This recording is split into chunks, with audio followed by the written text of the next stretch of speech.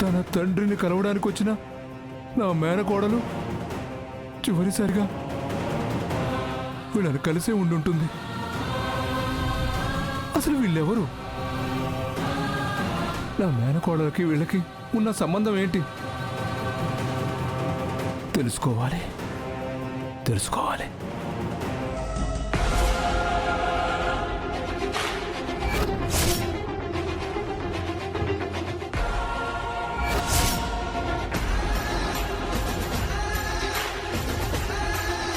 రామబ్రహ్మం గారు, గుణశేఖర్ గారు, ఇది మీ ఇల్లా?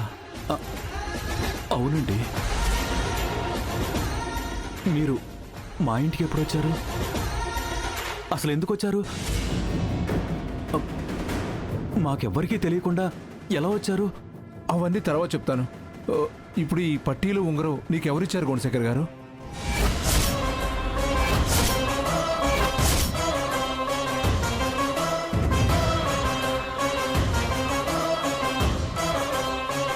కన్న బిడ్డ అని కూడా కనికరం లేనివాడు. అలాంటి వాడికి దూరంగా నా బిడ్డ పెరగాలి. ఆ ఇంటికి దూరంగా మీ ఇంటి బిడ్డగా పెంచండి. ప్లీజ్ నిజం చెప్పు గుణశేఖర్. ఈ పట్టీలు ఉంగరం మా తులసమ్మ ఇచ్చింది కదూ? చివరిసారిగా నేను కలిసింది కదూ? చెప్పు గుణశేఖర్. అవునండి, తులసమ్మ చివరిసారిగా నన్ను కలిసింది. తను చనిపోయేటప్పుడు ఇదిగో ఈ పట్టీలు, ఈ ఉంగరం నాకు ఇచ్చింది.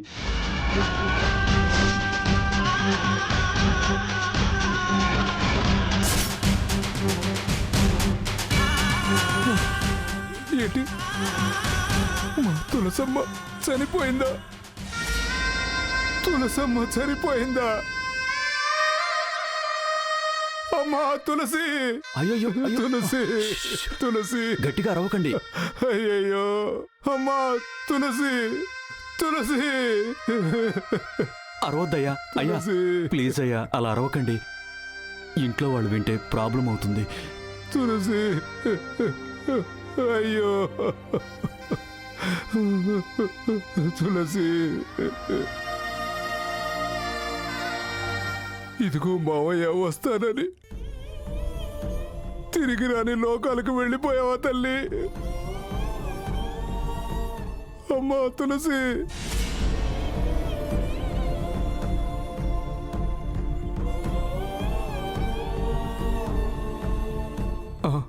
గుణశేఖర్, నిండు చూలాలుగా ఉన్న నా తులసి తండ్రిని వెతుకుంటూ ఇక్కడికే వచ్చింది. ఇక్కడికి వచ్చాక తను ప్రసవించిందా? తనకి పండంటి బిడ్డ పుట్టిందా? చెప్పు గుణశేఖర్. ఆడబిడ్డ పుట్టిందా, మగబిడ్డ పుట్టిందా?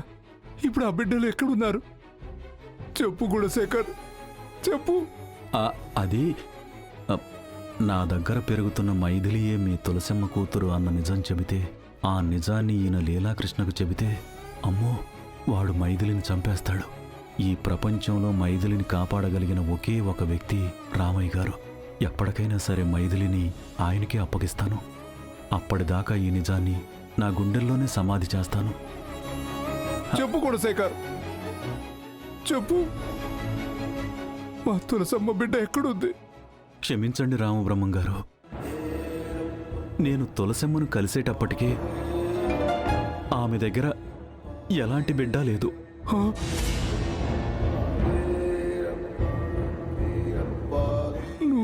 నువ్వు చెప్పేది నిజమా?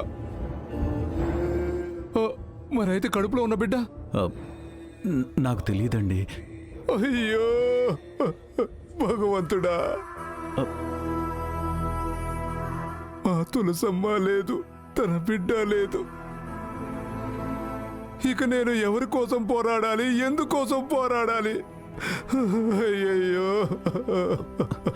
రామబ్రహ్మం గారు, మీరిక్కడ ఎక్కువసేపు ఉండడం మంచిది కాదు. పొరపాటున లీలాకృష్ణ మిమ్మల్ని చూశాడంటే మీ ప్రాణాలకే ప్రమాదం.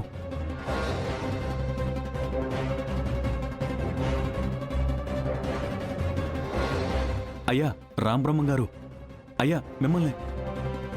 నేను చెప్పేది మీకు అర్థమవుతుందా? అర్థమవుతుంది కూడా శేఖర్. ఆ దుర్మార్గుడి నుంచి తప్పించుకోవడానికే నీ ఇంట్లోకి వచ్చాను.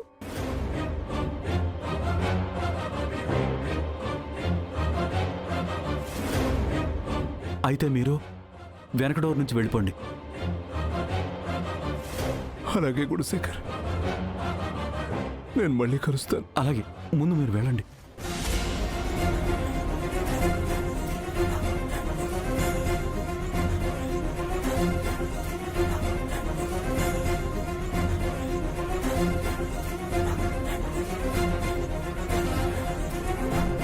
మైథిలి విషయంలో ఏదైతే జరగకూడదని భయపడుతున్నానో అవన్నీ ఒక్కొక్కటిగా జరుగుతున్నాయి. ఇవన్నీ ఎంతవరకు దారితీస్తాయో ఏంటో. నాన్నా,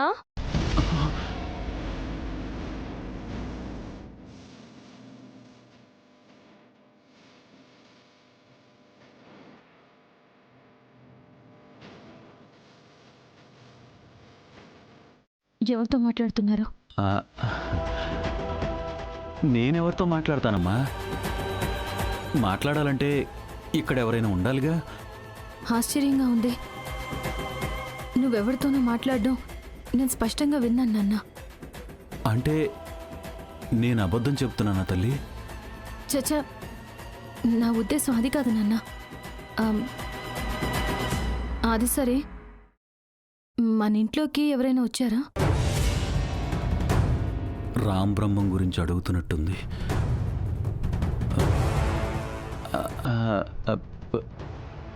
ఎవరూ రాలేదమ్మా. ఎందుకు అడుగుతున్నావు? అది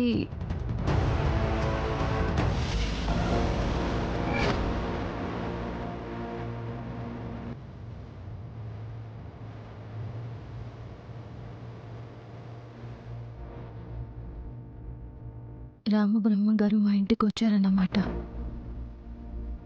ఇప్పటిదాకా నాన్న మాట్లాడింది ఆయనతోనేనన్నమాట. కానీ ఆ నిజం నాకు చెప్పకూడదని, ఎవరూ రాలేదని అబద్ధం చెప్పారు. అంటే రామబ్రహ్మ గారికి నాన్నకు కూడా గతంలో పరిచయం ఉంది. అంటే అటు సుహాసిని ఫ్యామిలీ గురించి నాన్నకి తెలుసు, ఇటు రామబ్రహ్మం గురించి నాన్నకి తెలుసు. అలాగే రామయ్య తాత గురించి కూడా నాన్నకు తెలుసు. కానీ నా దగ్గర మాత్రం ఆ నిజం విప్పరు, ప్రాణం పోయినా చెప్పరు. తెలుసుకుంటాను. నాన్న మనసులో ఉన్న రహస్యం ఏంటో ఖచ్చితంగా తెలుసుకుంటాను. ఏంటమ్మా, ఎందుకు అలా అడుగుతున్నావు? ఏం లేదు నాన్న.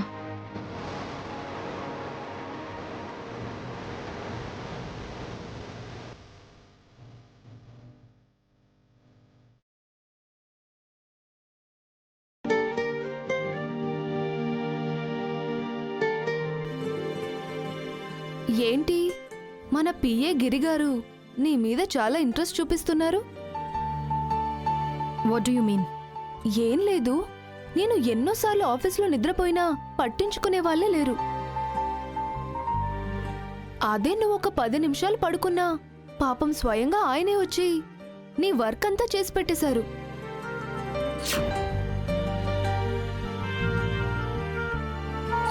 దాన్ని నీ మీద ఇంట్రెస్ట్ చూపించడం కాక ఇంకేమంటారు? Mind your own business. ఆయన ఏదో ఫ్రెండ్షిప్ కొద్దీ నాకు హెల్ప్ చేస్తే దాంట్లో కూడా తప్పులు పడుతున్నారా?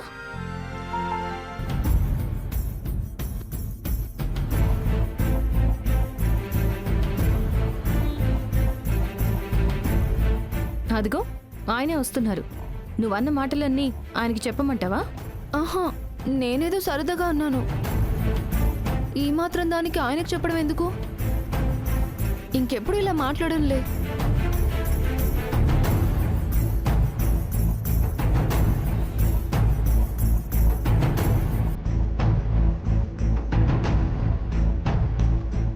హాయ్ మైథిలి గారు, లంచ్ టైం అవుతుంది, లంచ్ చేద్దాం రండి. ఆ, లేదండి, చిన్న వర్క్ ఉంది. ఒక 5 minutesలో అయిపోతుంది, నేను వస్తాను. వర్క్ తర్వాత అయినా చేసుకోవచ్చండి, టైంకి భోజనం చేయాలి. రండి వెళ్దాం.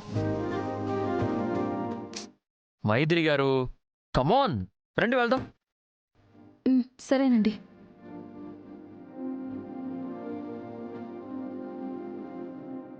జరగరా.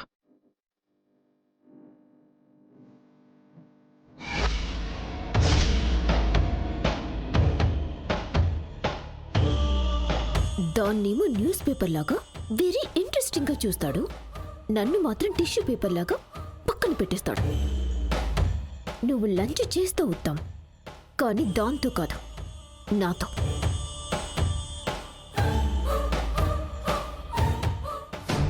అబ్బబ్బబ్బబ్బా, ఇవాళ తెగ ఆకలేస్తుందిరా. ఒక పట్టు పట్టాల్సిందే. సూరిబాబు, సూరిబాబు, చెప్పండి సార్. లంచ్ బాక్స్ తీసుకురా. సరే సార్.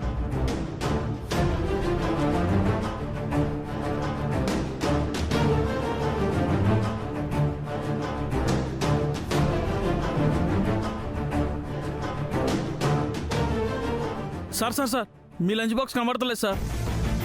ఏ కనబడకపోవడం ఏంటి? ఎక్కడ పెట్టావు? సరిగ్గా వెతకరా, అసలే ఆకలి మీద ఉన్నాను. సరే సార్. ఏమైంది గిరిగారు? మా లంచ్ బాక్సులు కనిపించట్లేదండి. అయ్యో అలాగా, అయితే ఈరోజు ఇద్దరం కలిసి భోజనం చేద్దాం.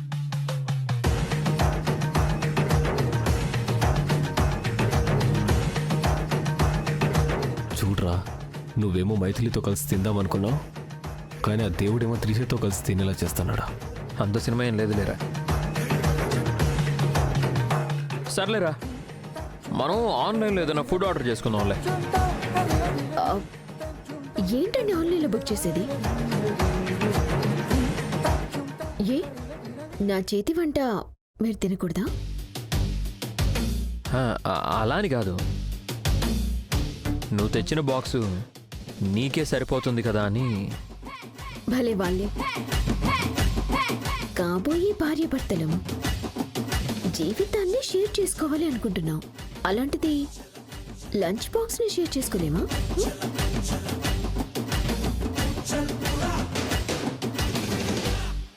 అబ్బో, పెద్ద పెద్ద డైలాగులే వాడేస్తుంది రోయ్. ఇప్పుడు లంచ్ చేయకపోతే వదిలేటట్టుగా లేదు. అవునరా, నాకు అదే టెన్షన్. ఏదో ఒకటి చేయాల్సిందే.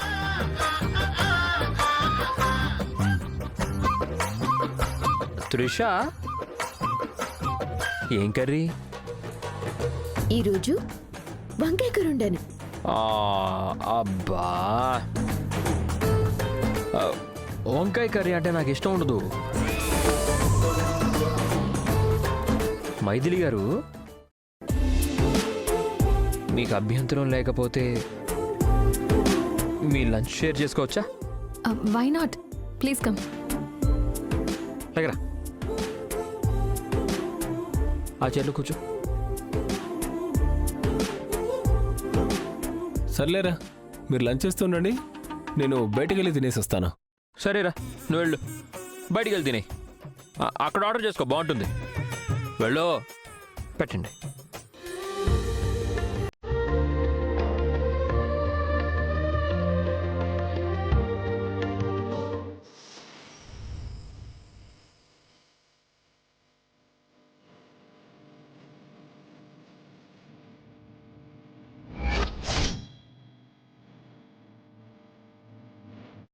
సారీ అండి. మా నాన్నకి తమ్ముడికి తినిపించడం అలవాటు. ఫ్లోలో మీకు కూడా. అయ్యో పర్వాలేదండి, తినిపించండి. నువ్వెవడి చిన్న పిల్లోడివా? ఆమె తినిపించటానికి నువ్వు తినడానికి ప్లేట్ ఉంది కదా, అందులో షేర్ చేసుకొని తినండి.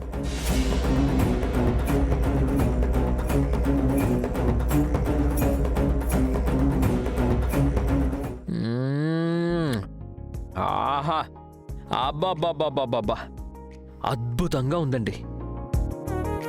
అచ్చం మా అమ్మ చేసిన వంటలాగే ఉంది. Thank you. కాకపోతే ఈ కూర మా అమ్మ చేసింది. ఓ అలాగా, అయితే అత్తయ్యకి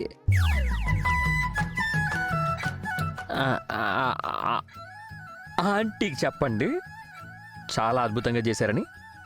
తప్పకుండా. అద్భుతం అండి. నేను ఇలాంటి కర్రీ ఎప్పుడు తినలేదండి. మ్మ్.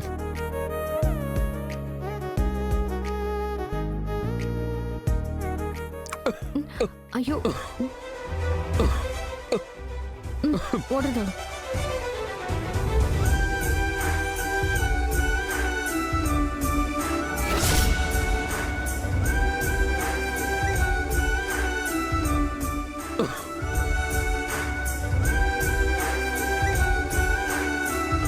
తాగించింది చాలు. మొత్తం నీళ్ళే తాగితే అన్నం ఏం తింటారు కదా. థ్యాంక్స్ అండి.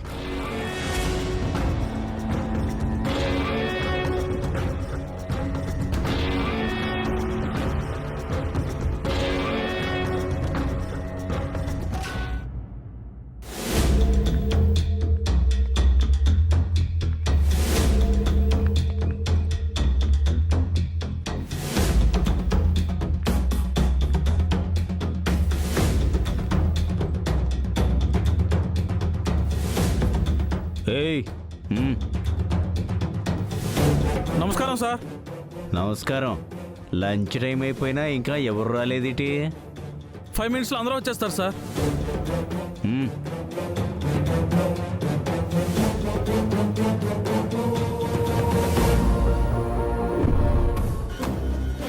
బాబాయ్, ఆఫీస్లో జరిగే రొమాన్స్ చూడలేక చేస్తున్నాను. రొమాన్సా? ఏటది?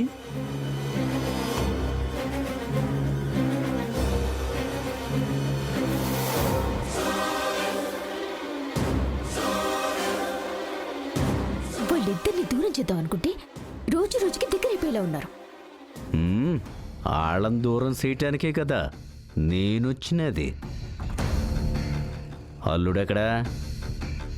తన క్యాబిన్లోనే ఉన్నాడు. ఆ మైథిలి గారిని ఇక్కడి నుంచి శాశ్వతంగా పంపడానికి ప్లాన్ రెడీ చేసుకొని వచ్చాను. నువ్వు వెళ్ళి క్యాష్తో రెడీగా ఉండు. అలాగే బాబాయ్. ఆ.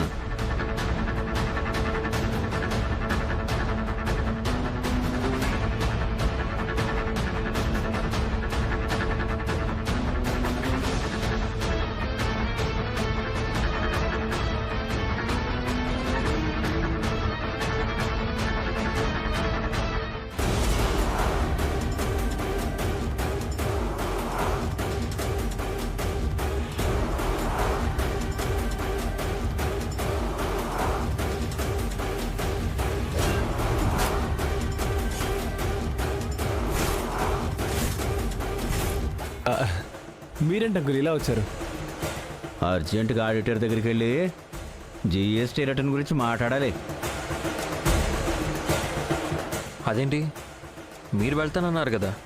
నేను వెళ్దాం అనుకున్నాను, కుదరలేదు. నాకు ఏరే పని ఉంది. నువ్వు వెళ్ళి మాట్లాడితే ఆయన ఫైల్స్ వేసేస్తాడు. అంటే రేపు ఆ? అర్జెంటుకి వెళ్ళమని చెప్పానా? రేపు మళ్ళీ ఆయన ఉండకపోవచ్చు. ఎందుకు వచ్చిన రిస్క్? ఫైల్స్ వేయకపోతే మనకి పెనాల్టీ వేసేస్తారు. సరే మావయ్య, ఇప్పుడే బయలుదేరుతాను. పదరా వెళ్దాం.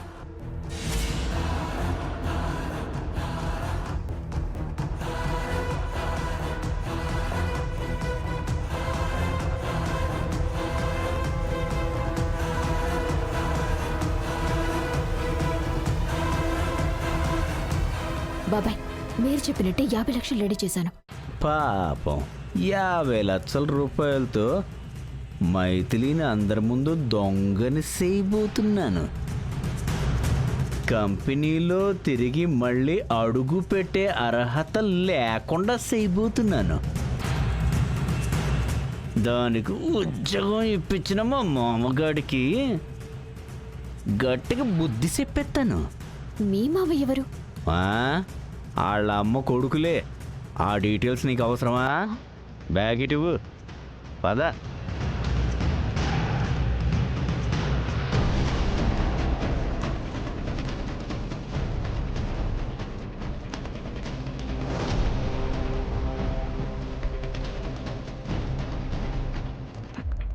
ఏమ్మా మైథిలి, ఏడ్సెత్తున్నావు?